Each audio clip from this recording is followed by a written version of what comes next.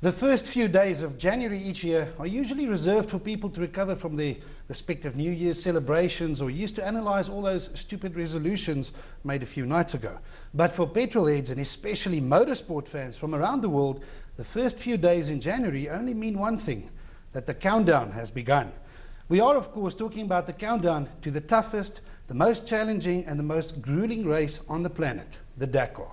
And for those very few who don't know, since 2009, the Dakar did not even take place anywhere near the city of Dakar or even on the African continent, but in South America.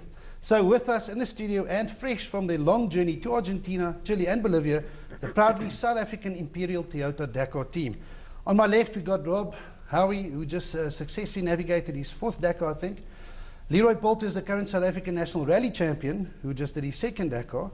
And this being a Dakar show, I don't think we have to introduce Janelle de Villiers and, of course, Glenn Hall, the Toyota team principal, who I guess is in charge of it all. Glenn, do they call you boss?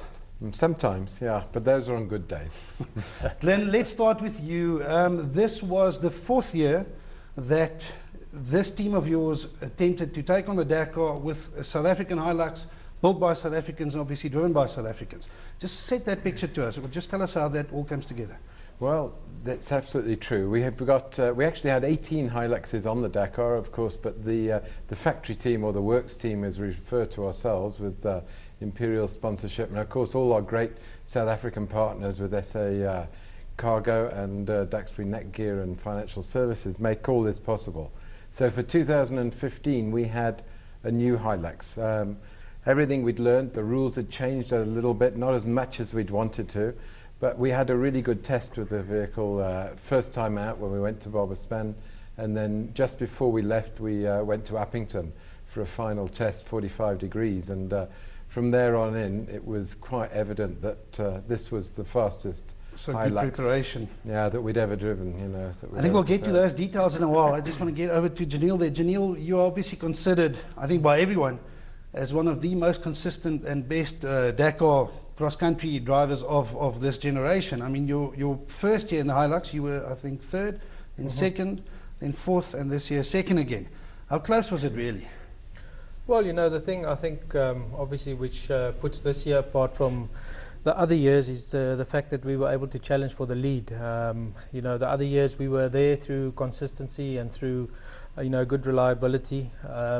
But this year we had a car that was fast and reliable, and it gives you great motivation if you can challenge for the lead. And I think that was a big positive this year. Glenn and the boys did a lot of work to build us this car. We put a lot of pressure on him, sometimes annoyed him a little bit, but no, they did a wonderful job, and it showed in the race. We were right up there with NASA, and it's the closest we've ever been, and that's very, very positive for the future. Leroy, this was your 2nd event, obviously first event, 2nd event, still a steep learning curve. How steep was this? Yeah, look, obviously this event went a lot better than the first one. We were, again, like everyone said, the car was incredible. We had the pace to win the race, and a couple of things didn't go our way, but obviously we learnt a lot. We finished the Dakar, and we learnt a lot of new things this time, and I think it can only help for the future. Robin, a lot of people who sit at home watching watch the show every night, they see you as Leroy's navigator, but you play a much larger role within the team. What is that role? Well, I work at Hall Speed with Glenn and the rest of the guys, so from a technical side, from a fabrication side I'm involved, and then obviously being involved with the testing and what have you, and because I know the car intimately, it's obviously a lot easier for me to work on it. So I bring a more mechanical side to just co-driving. Glenn, when you started, you started touching on the rules and the regulations. Let's get right into it. I mean, you guys have always been there or thereabouts with Janelle getting 2nd, 3rd, and 4th. He just said that this year was different. You guys were able to fight for the lead. What did you do differently? I mean, you had a new car, but what was different, and why was it more competitive? Well, in a nutshell, in 2013 the global rules changed, very much like South African rules, where the formula was production based. But because it was new, the FIA gave it a 2-year window period to sort of balance the engine powers, because the difference between turbocharged diesel and the petrol engine which we use, there was 2 millimeters difference in restrictor size, which I didn't believe was correct. So there was a lot of lobbying and record presenting and history to get these regulations changed. What exactly does 2 millimeters mean in this game? Well, 1 millimeter difference this year was what we were given, plus 60 kilograms less to the Hilux, and that certainly made a difference. Also, the turbo diesel cars had to add on 50 kilograms, so there was 100 kilograms swing in the weights. And certainly the 1 millimeter probably made 40 to 50 minutes difference in time during the Dakar. So Over 9,000 kilometers. yeah, well, 6,000 racing Ks, but 9,000 total. So the difference was significant, and the new Hilux was better. The balance was better. So the gap is closer, but it's not close enough. I don't believe it's quite right yet. And we had FIA data loggers in 10 cars this year, so we had them in both of our cars and numerous other vehicles at the front of the pack of Dakar. So the FIA have been analysing that over the next 2 months, and hopefully it'll show that the restrictor sizes can be actually balanced a little bit better. Speaking of the front of the pack, Janelle, running up there with the top guys in the world, I mean, you've been competing against these guys for 10, 15 years now. How fast do you really have to go to win the Dakar against guys like Carlos Sainz, Peter Hansel, all these big names that we hear about all the time? Well, it's a bit of a balance, Obviously, there's some days that you really have to push quite hard. You have to go, pretty close to your maximum capacity. But then you get very long stages on the Dakar, and it's all about feeling. Some places when you feel good, you can push hard. Other places where you're not so sure about the terrain and you maybe not so happy, take it a bit more easy and.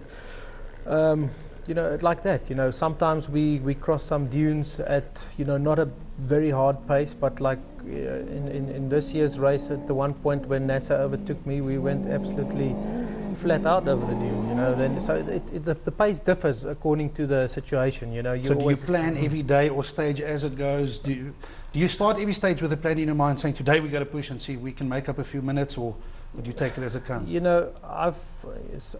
Some guys would like to do that, but personally, for me, I find that very risky. The race changes so quickly that you cannot plan beforehand what you're going to do year and year and year. Yes, okay, you have a look at the stage, you get an overview, and you try and make a decision on what you will do at this point and there. But you need to be very adaptable because things can change very, very quickly. There can be a sandstorm, you can't see where you're going. There can be all of a sudden lots of rain. A helicopter can fly in front of you. So you need to be very adaptable. Tell us quickly the helicopter story. What happened on that day? Well, it was a little bit of bad luck. We did the first part of the stage already. We were leading NASA by 3 minutes, and then the second half was only the last part was like 37 Ks.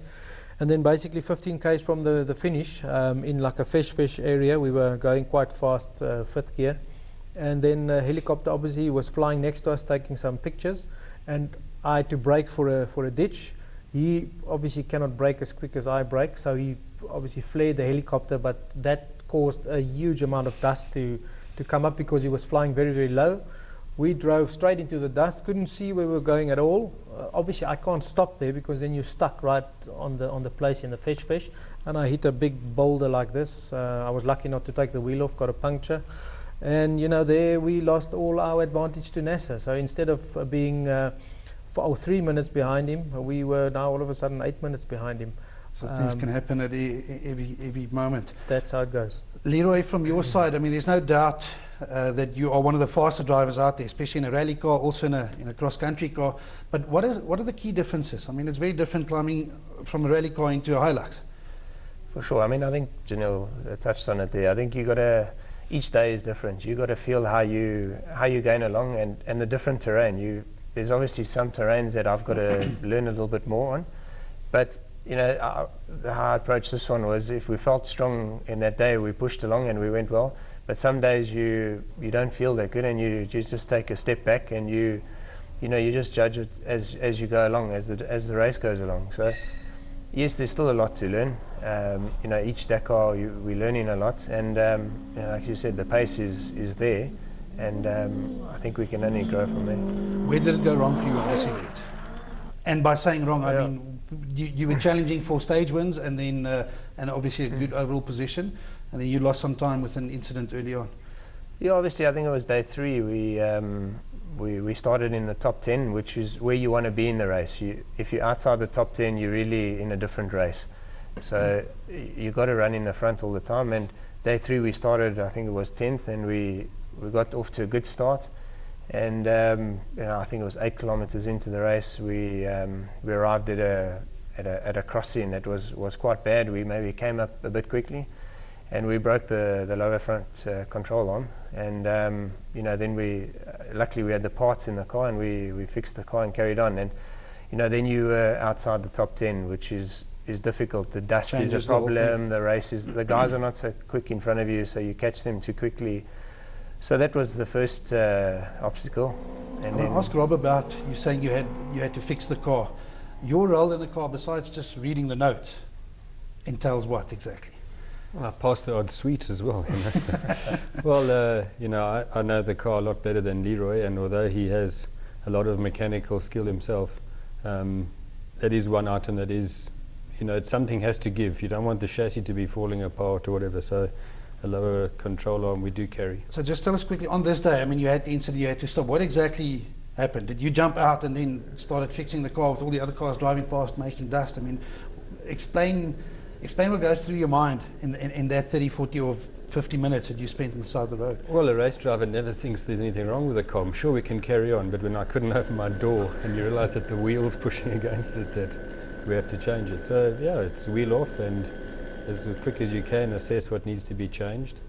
And I just asked Leroy for what tools and parts we need while we're busy stripping, So, and of course it's never as easy in the workshop as in the field, where there's a car every 2 minutes, and some are getting quite close to us as well. So, okay. And aside from that, it has all the energy of being bent, so it doesn't just 2 bolts and it pops out. You've got to wrestle the thing out. So. Tough job, Glenn, from your side to take a team through to Dakar and compete at that level. I mean, this time, like Jenny was saying, you guys are really fighting for the top.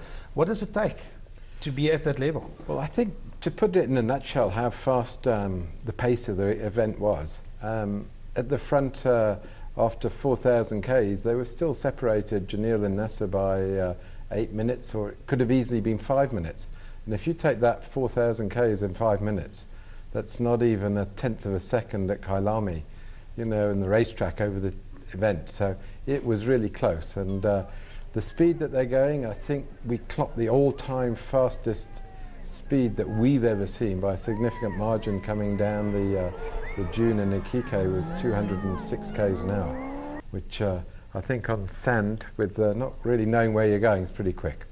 So speaking of that top speed, Janil, just crossing that Salado Uni, the salt plains or the salt flats in Bolivia, something strange happened there. Yeah, look, I mean, it was the first time we went there. It was quite high altitude and really a beautiful place. And the organizers decided to start us in batches of 5, obviously to make it more interesting. And it was basically 130 kilometers full throttle. So we all started, and I tried to get into the slipstream of the other cars to stay with them. That's where maybe Glenn's spoken about the restrictors, maybe not quite right. I couldn't stay with them if I wasn't in their slipstream. So I followed the guys, and then about 40 Ks from the finish, we were all basically together. And then I decided to push Nasser, get in his slipstream and push him, because if you push him, we went like 14 to 15 Ks an hour quicker. So we went from doing 180 Ks an hour to 196. So I pushed him for 40 Ks basically, and we gained 2 minutes on the other 3 cars. So I didn't want to have us all 5 getting to this one road at the end. Some of your circuit racing and touring car experience coming through. It's exactly the same what you do on a circuit, so it's not a lot different. Guys, I have to ask all of you, what will it take for this team? We all know that you can win the Dakar. What will it take for this team to do it next year? I think more of the same that we did this year. We've learnt a little bit more. We've got the right team. This year was the first time that we had all South Africans, everybody with the same passion, the same direction, and certainly the same motivation. And it showed, it really showed in the team. It was the guys were great. We had 18 people working on the cars and organising the pits with us, and I think if we can do that again just the same with a little bit more practice and more refinement, then I think we can challenge for the win. That's what I think. Well, I think on behalf of all South Africans, you guys did us all proud. Very, very well done. And don't go anywhere. We have more after the break when we chat to the guys who took on the dunes in a South African-built Nissan race car.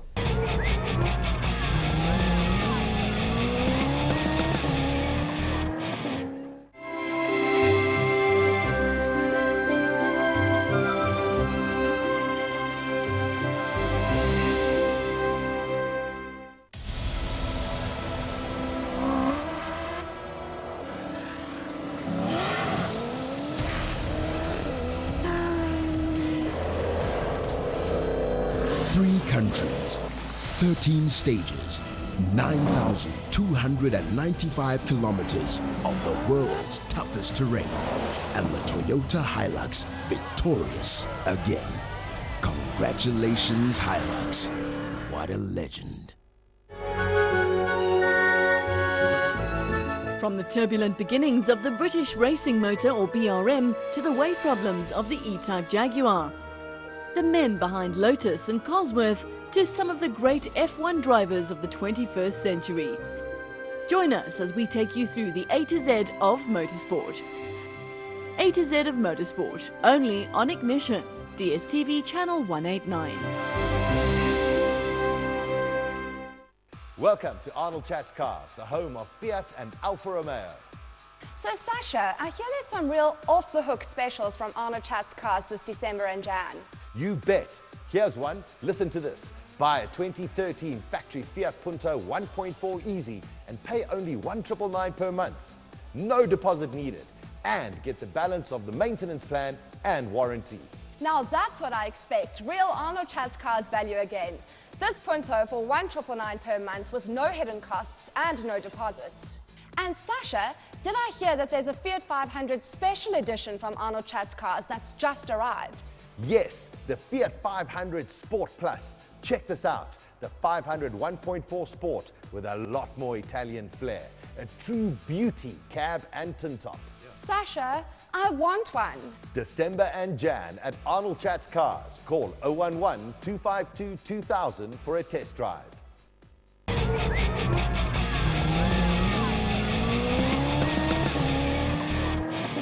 We can all be extremely proud of what our men and women achieved at this year's Dakar, but Janelle and the Toyota guys weren't the only ones flying the South African flag in South America. Not far from Hall Speed's facilities near Kailami, another team also packed and shipped no less than 3 race cars to Buenos Aires. We are, of course, talking about the guys from the Pro Nissan Dakar team based at Redline Motorsport, also in Midrand. We've got Terence Marsh, team principal of Redline, and of course also a regular face on the South African local off-road scene.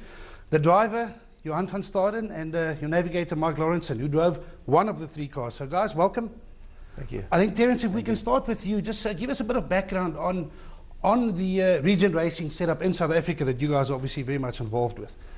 Honest, probably about 2 years ago, we had an opportunity where we felt that we wanted to do Dakar and we wanted to go to Dakar. We traveled around the world and were quite disillusioned with what was being built.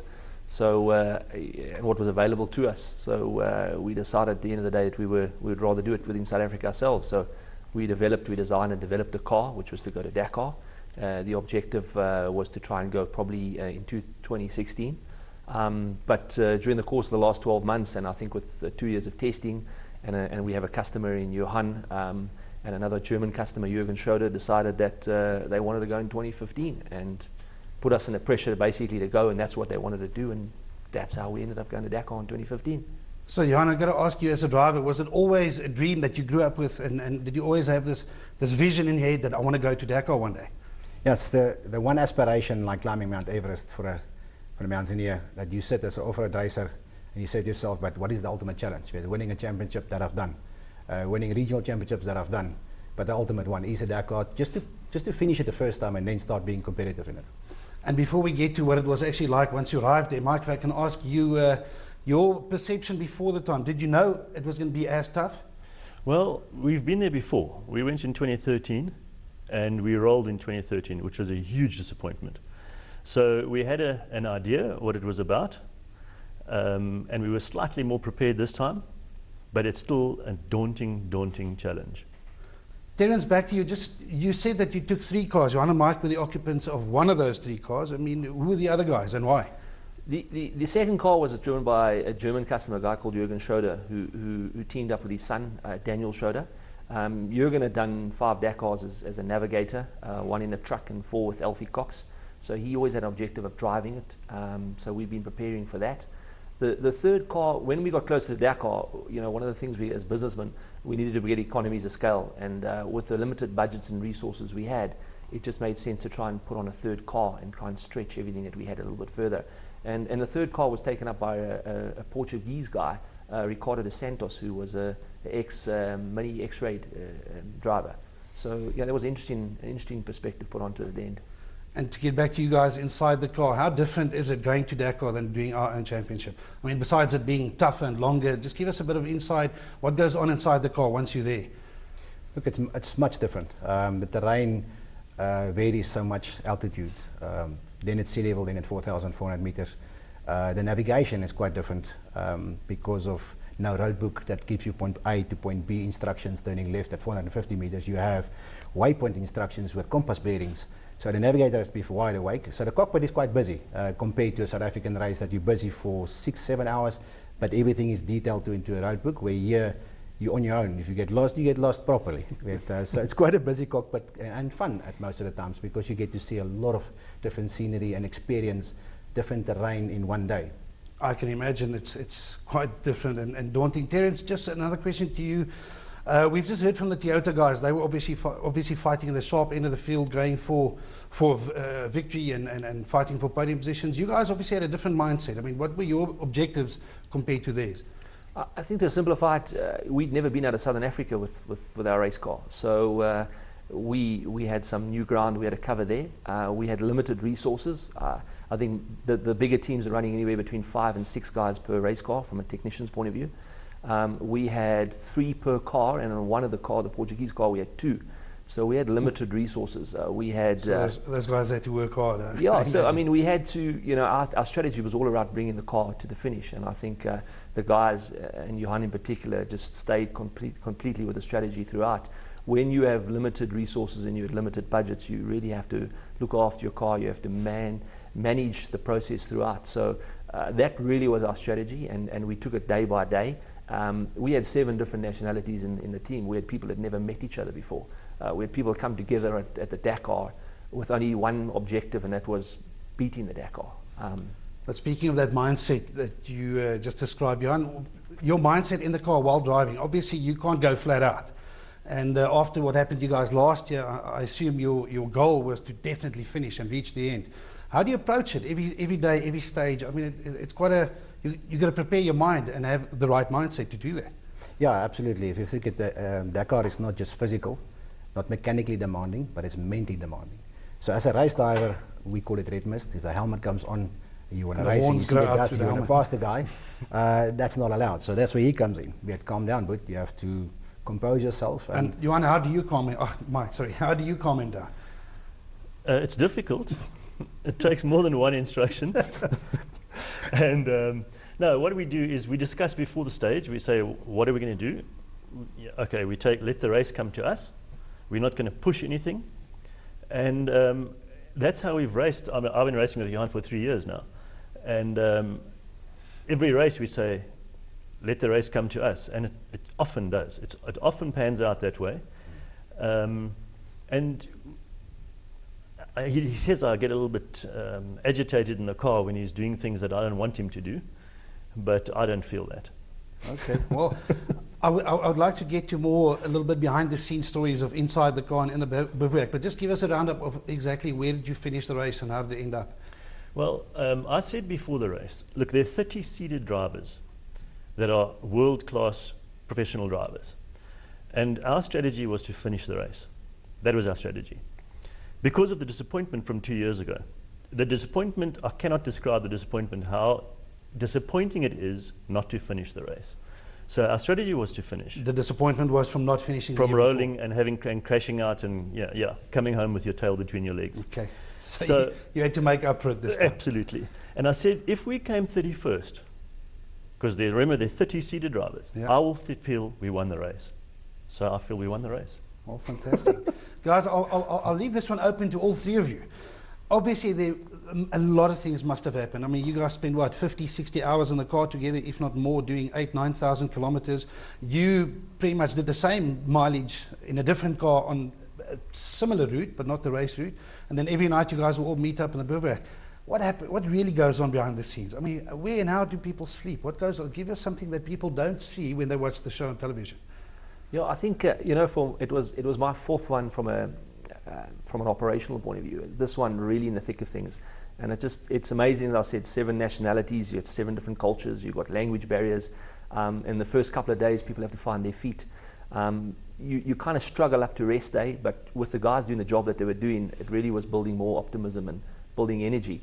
But from a sleeping perspective, I mean, the guys sleep anyway. You know, the way we were running with our resources and our budgets, you grab a sleeping bag. Speaking of budget, I assume it's a very different setup where you guys sleep compared to the middies with their multi-million-dollar budgets. I mean, I'm sure they've got people looking after them, taking them to hotels. Very different with you guys. Yeah, absolutely. We call it the moving hotel. It's a container built by Pro Dakar that houses 8 beds, and I've got a top bunk, he's got a bottom bunk with a crate at the bottom where the stuff fits in, a loose sleeping bag and a pillow. For that 3 hours of sleep that you do get, it's very comfortable. So just tell me, to end it off, you guys are obviously very good friends.